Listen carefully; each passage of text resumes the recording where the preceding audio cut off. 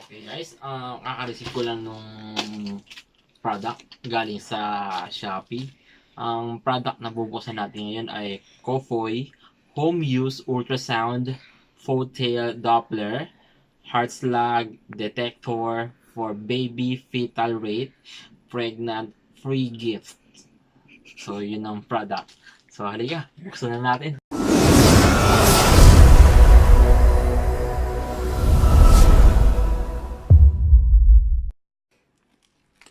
So yan, nakita nyo naman na hindi pa siya nakabukas.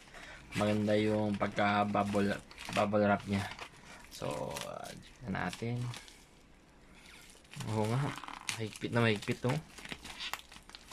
Ginamitan ko ng pwersa para mabuksan siya. So, tadan! So, mapapansin natin ang okay, medyo malungkot siya ng konti dito. Dito rin, hindi rin maganda yung dito niya. Medyo lungkot rin yung dito niya. So, ayun yung pagka-receive ko ng product. Tapos, bukas na siya. May nauna na nag-unbox sa atin, oh. Kitang-kita naman, i-unbox na. So, may nauna na sa atin. Di tayo nauna. Hindi tayo naka-virgin. So, eto, unang hindi ko alam ibig sabihin nito kasi Chinese. Siguro serial number to. Ito, ewan ko. Tapos ang manual niya. So, hindi siya English. Huwag kang mag-expect na English dahil walang English na isa. Lahat Chinese. Okay. So, ito yung mismong product niya. Yung Doppler. So, hindi siya Bluetooth.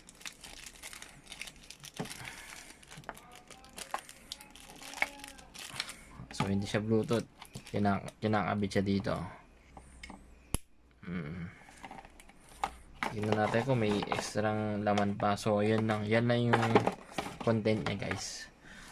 Tingnan natin kung may battery. Sadness, walang battery. So yun ang laman ng Doppler na ito na galing sa Kofoy. So yun nga guys. Parang may laman. Meron pa. Kaya ito. Ito pala yung free gift na sinasabi. Okay, isa siyang thermometer. So, kunin natin. So, hindi ko siya makuha gamit dyan banda. Kung ayaw mo pakuha, di sa ilalim tayo kukuha. Ganun lang yung kasimple yun. So, may kasama siyang kaya pala may free gift na kasama. Ito pala talaga yun. Hindi ko makuha dahil sa manual niya. Ito yung manual niya. So, may ganito na naman siya. So, tignan natin kung gumagana naman ito. Mamaya, kailangan na naman ito ng battery. Pero maganda, oh. Maganda. Ayan, Kofoy. Tignan natin kung gumagana. Sana gumagana siya. Gumagana. Maganda. So, tignan natin kung gumagana siya. Tignan natin kung tutunog siya. Tignan natin yung temperature ko. Gamit tong thermometer na to. Kung may tumutunog siya o hindi. Malay mo hindi kasi tumutunog kasi puro Chinese eh. So wala tayong idea kung parang sa Pilipinas rather. But medyo matagal siya mag-detect pero okay lang.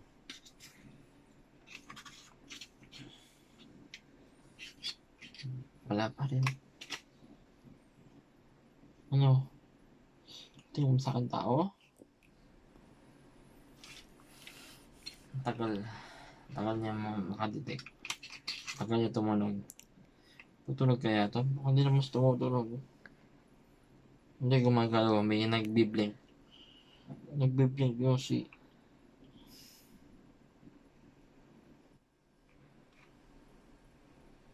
Nagbi-blink pa. Talagang matagal.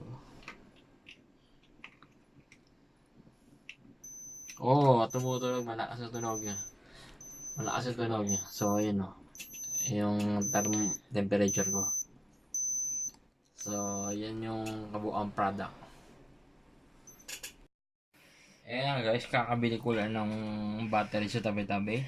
5 piso lang to isa. Itong battery na AA. Kasi, yan ang kailangan na battery para sa Doppler. Ayan, sakto siya. Sakto siya. Ngayon, let's bolt in. Uy, gumana. So, paano na to?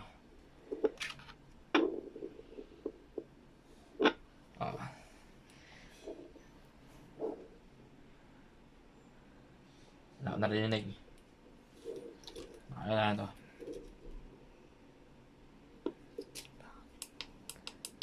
Ito volume. Volume to. Volume. Decrease volume. Ayan. Decrease. Ito yung sa taas yung senyalis. So, ayan. Mataas pag ipindot. Ayan. Tingnan natin kung gumagana siya.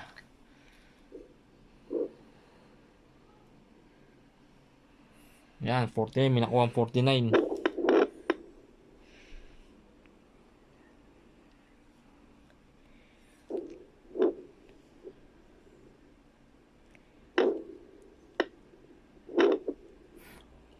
Wala naman akong baby. Kaya di rinig. Iwan ko ba't gano'n.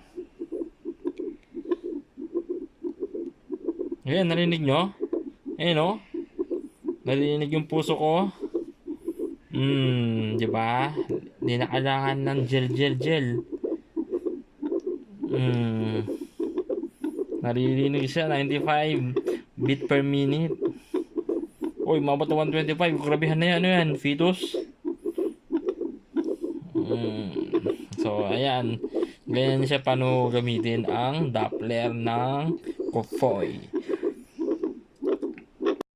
So, guys, ayun nga. Pag nakita nyo, pag tinignan nyo banda dito sa taas niya, nakita nyo meron siyang headphone jack.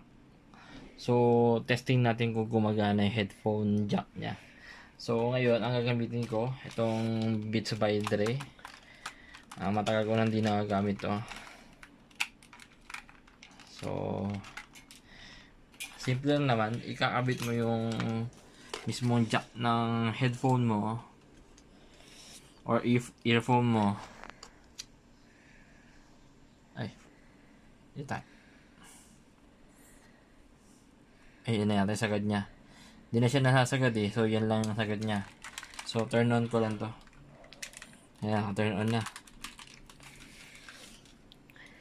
So, tignan natin. Uy, gumagana siya.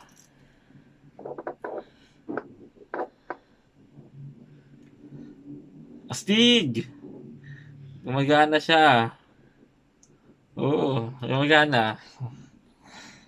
Wala naka-indicate na wala naka-indicate pero gumagana siya. Wala naka-indicate na nakasasa yung earphone no, pero narinig ko dito sa earphone ko na gumagana talaga siya.